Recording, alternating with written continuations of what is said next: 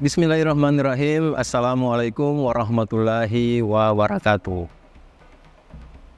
Alhamdulillahirrabbilalamin. Allahumma salli ala Sayyidina Muhammadin wa ala alihi wa sahbihi wa salim ajmain.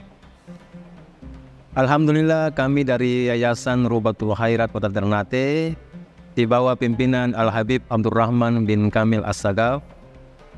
Sementara ini kami lagi membangun gedung pondok pesantren Rubatul Khairat Madrasah Al-Ulya yang sementara dibangun, ya. Gedung lantai 3. Kami sangat membutuhkan dana infak dan sedekah dari jamaah bapak-bapak dan ibu-ibu. Bagi yang mau berinfak untuk melanjutkan pembangunan gedung pondok pesantren, bisa ditransfer di rekening Bank Syariah Indonesia atas nama Yayasan Rubatul Khairat. Nomor rekening 72356395526. Terima kasih.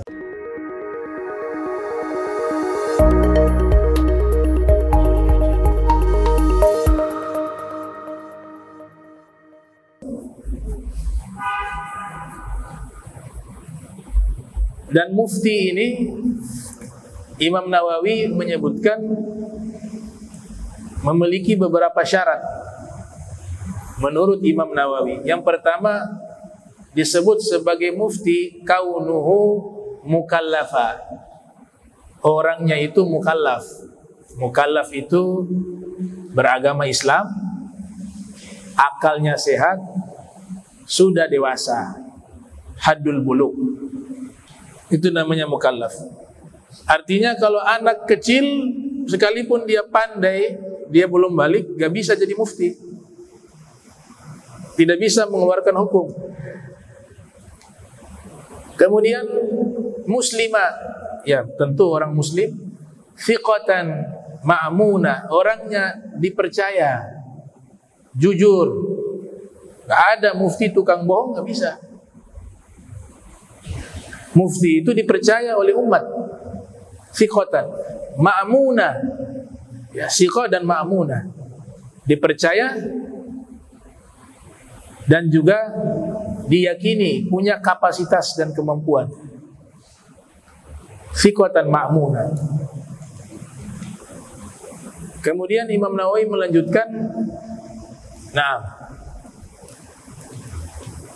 mutanazzihan an asbabil fiski wa khawarimil muru'ah.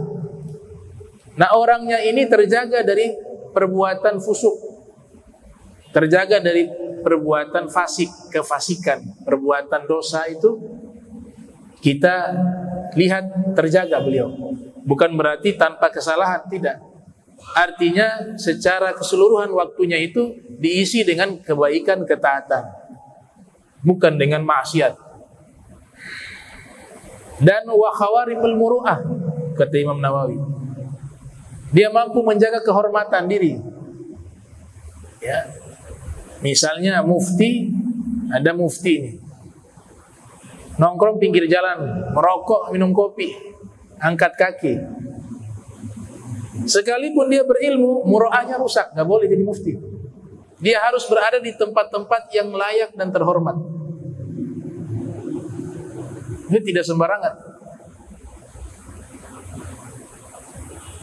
Bahkan Imam Bukhari mengatakan kalau dia makan dalam keadaan berdiri dan minum dalam keadaan berdiri, dihapus dia sebagai periwayat hadis, walaupun hanya satu kali. Nah, ini standar Imam Nawawi. Kemudian faqih an-nafs, paham tentang ilmu fikih, paham tentang dirinya dan juga ilmu fikih. Karena mufti itu berkaitan dengan masalah hukum. Orang yang layak untuk mengeluarkan hukum Islam, namanya mufti. Imam Syafi'i mengatakan, innal faqiha huwal faqihu bi fi'lih, laisal faqihu bi nutqih wa maghalih. Ahli fikih yang sesungguhnya itu dengan amal. Bukan ahli fikih itu hanya sekedar mengucapkan dan omongan saja. Maghalihi. Kemudian salima zihni, selamat akalnya, tidak pikun, masih sehat akalnya. Salima zihni. Nah, Rasid al-fikr, akalnya selamat, pikirannya juga masih bisa digunakan berfikir. Ada satu ulama besar di Maroko, Al-Imam Al-Habib Al-Sayyid Al-Habib Al-Sayyid Al-Mutafannin Abdullah bin Muhammad bin Siddiq Al-Ghummari Al-Hasani, yang diistilahkan dengan Al-Sayyid Al-Hasani. Beliau ini pernah di akhir-akhir usia sakit, bawa berobat ke Amerika. Sampai di Amerika berobat. Waktu itu ulama-ulama banyak yang datang ke Amerika untuk menjenguk beliau. Beliau juga sudah sepuh. Di saat sakit beliau, waktunya tetap makmur dengan belajar. Bahkan ulama-ulama besar itu hadir menjenguk beliau. Di waktu itu beliau mengatakan, saya akan diktekan hadis kepada kalian. Ini dalam keadaan sakit, di rumah sakit, kumpul ulama, beliau dikte itu hadis dari hafalannya. Dalam keadaan sakit 12.000 hadis. Nah, kita sehat juga gak bisa. Itu masih keadaan sakit, beliau dikte hadis 12.000 hadis Nabi Muhammad SAW. Sayyid Abdullah. Salima zihni, masih selamat akalnya, masih bisa berfikir. Nah, para ulama itu insya Allah terhindar dari penyakit pikun.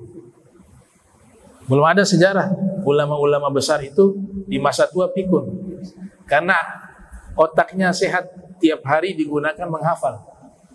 Menghafal itu olahraga otak. Kiai Haji Maimun Zubair umurnya sudah lebih dari 40 tahun, masih bisa menghafal. Habib Zain bin Ibrahim bin Smith, saya dapat info setiap hari Jumat itu rutin mengulang hafalan beliau. Abu Syuja 160 tahun umurnya, masih bisa mengeluarkan fatwa, masih bisa menghafal, masih bisa membaca. Wa katsir minal a'immah, di usia senja, Abu Soleh, periwayat hadis yang sangat tua usianya, masih mampu meriwayatkan hadis-hadis Nabi Muhammad SAW. Ya, karena akalnya sehat. Ada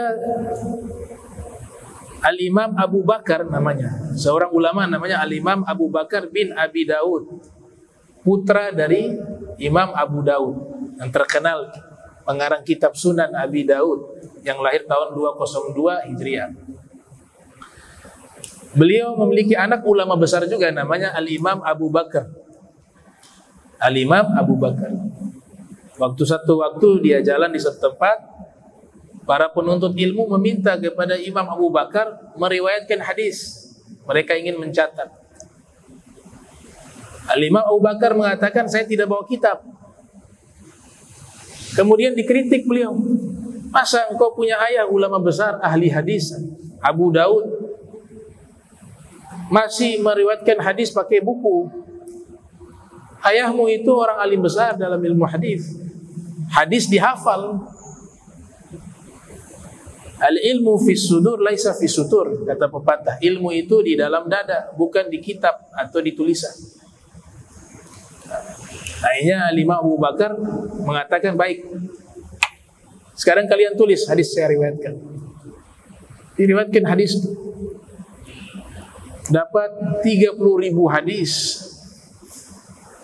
Dari hafalannya 30.000 hadis, 30.000 6 hadis.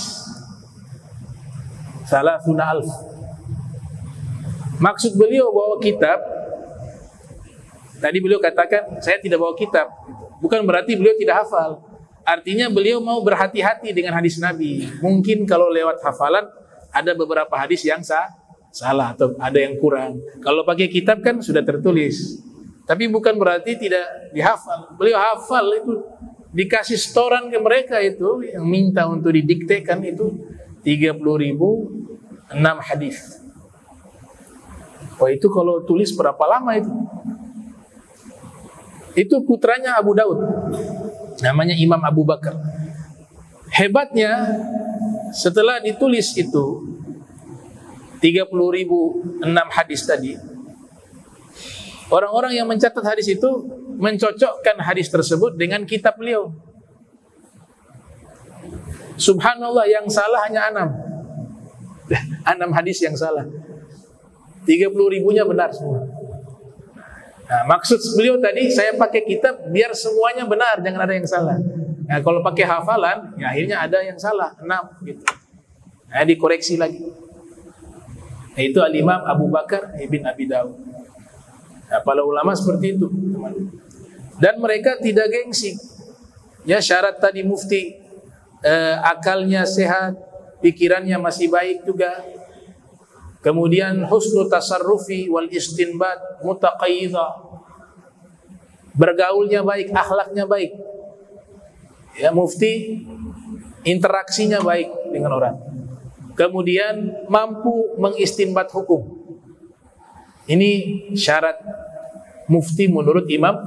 Ada di kitab beliau namanya kitab Adabul Mufti wal Mustafti.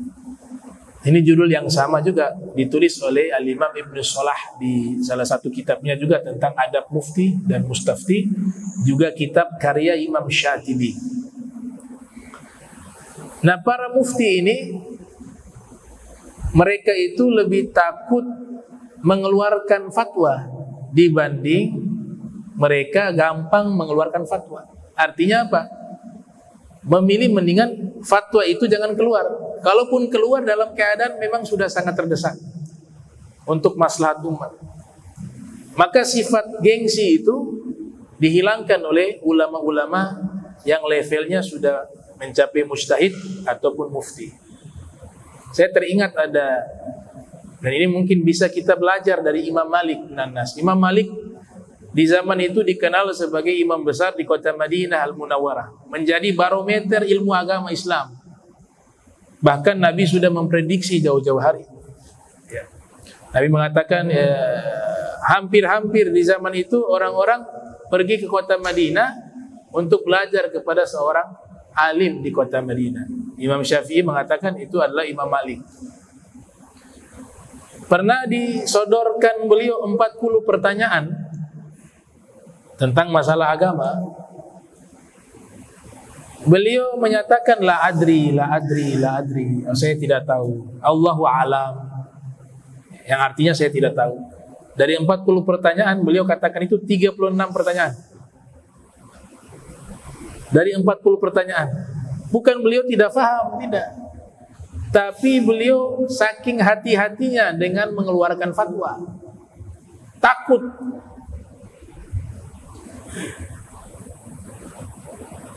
Dikatakan oleh Ibnu Abbas wa Ibnu Mas'ud, man afta bi kulli ma yus'alu anhu fahuwa majnun.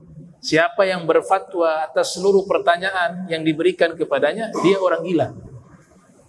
Artinya semua pertanyaan dari berbagai fan disiplin ilmu, tidak mungkin semuanya dia bisa paham. Apalagi bukan bidangnya menjadi rusak. Kalau bidang agama, bahas agama, keahlian. Yang dokter bahas kedokteran. Jangan kedokteran bahas agama. Yang agama bahas ilmu kedokteran. Itu yang Nabi katakan, idza wusidal amru ila ghairi ahlihi fantadir sa'ah. Kalau perkara diserahkan kepada bukan ahlinya, maka tunggulah kehancuran, kata Rasul Muhammad SAW. Jadi Imam Malik takut dan hati-hati. Karena ada ancaman juga, man afta bi ghairi ilmin la'anathu malaikatus samawati wal ard, atau kama qala Nabi sallallahu alaihi wasallam. Siapa yang berfatwa tentang hukum tanpa dasar ilmu, maka semua malaikat yang di langit dan di bumi akan melaknatnya. Nah, sehingga itulah yang membuat ulama terdahulu sedikit sekali mengeluarkan fatwa. Kalaupun mereka berfatwa, itu mereka sudah betul-betul menyeleksi apa yang mereka sampaikan lewat hukum tersebut. Ada gelar dalam ilmu hadis Al-Hakim. Al-Hakim artinya apa? Man ahata bisunnah walam yufti illa yasira.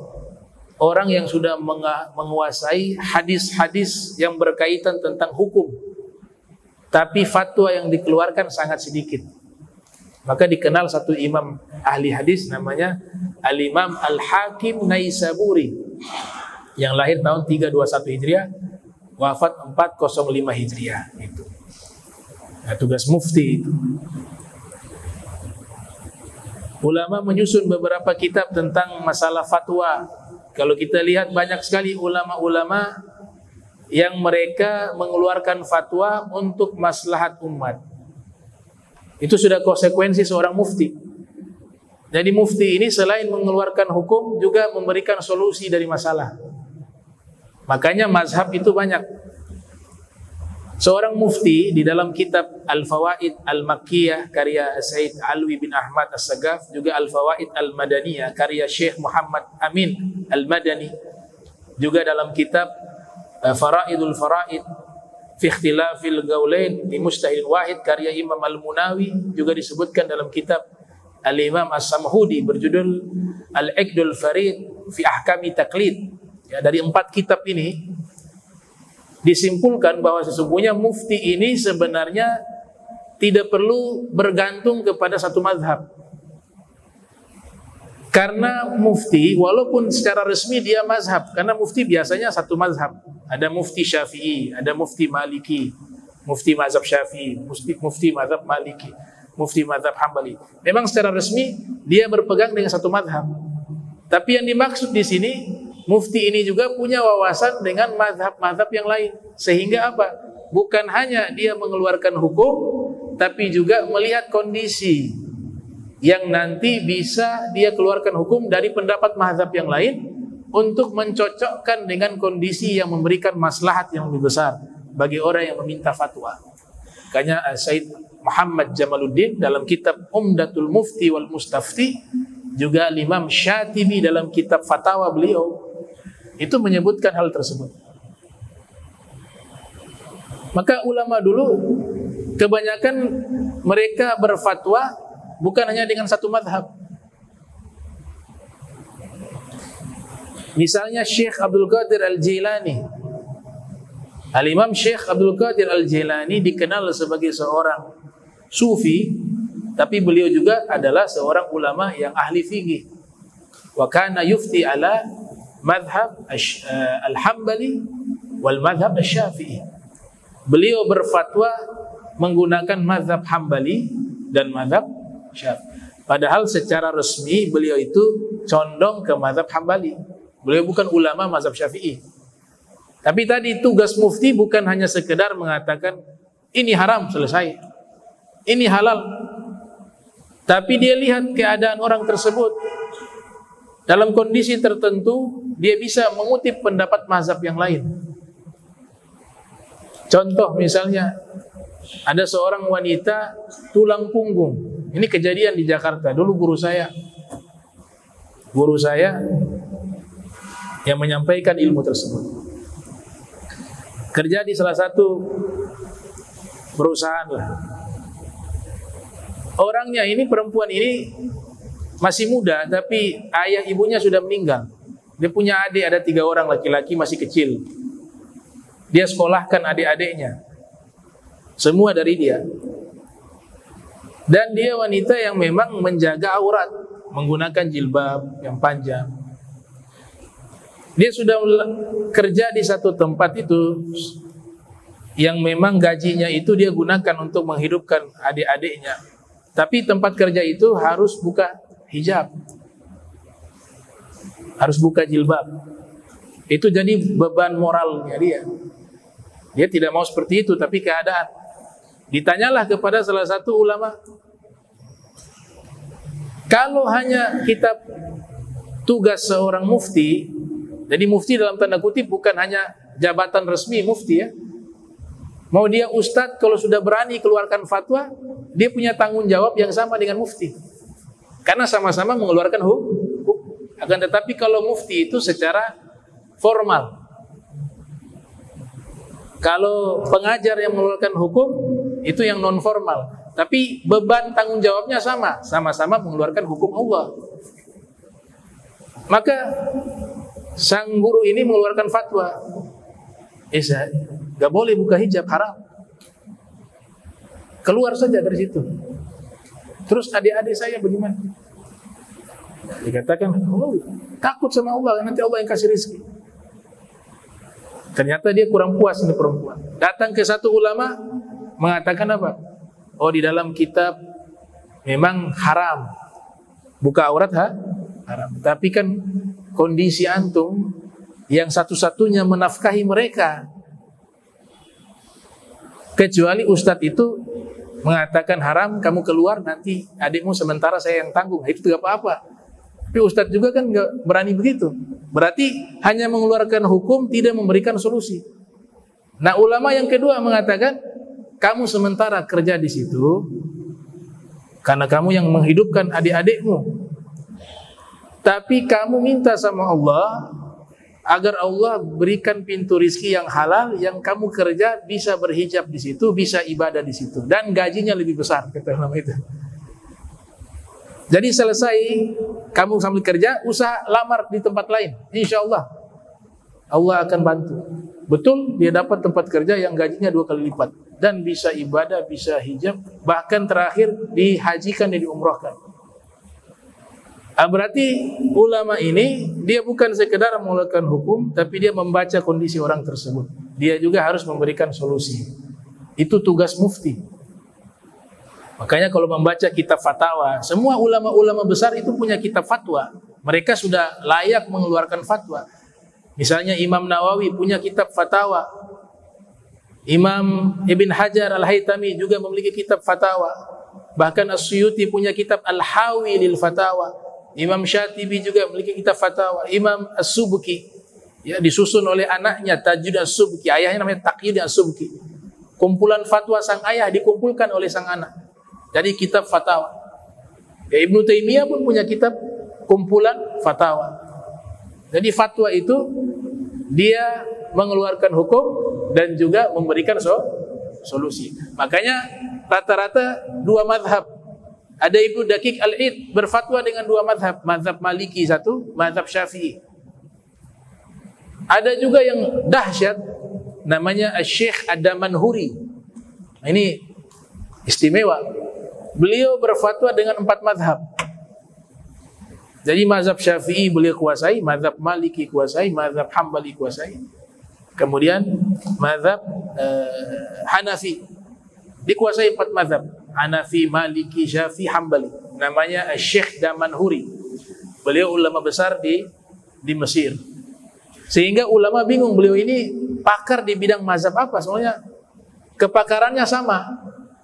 Di Syafi'i pakar sekali, Maliki pakar juga, Hanafi pakar, Hambali pakar. Biasanya kalau ulama itu cenderung ke satu mazhab, dia lebih kuasai. Mazhab lain dia kuasai tapi tidak secara komprehensif. Tapi Syekh Damanhuri ini menguasai 4 itu sama. Dan levelnya pakar. Namanya Syekh Damanhuri. Dahulu juga ada ulama, dia berfatwa lebih dari 7-8 mazhab. Di masa dulu mazhab banyak, bukan hanya 4. Dia mampu berfatwa sampai 7-8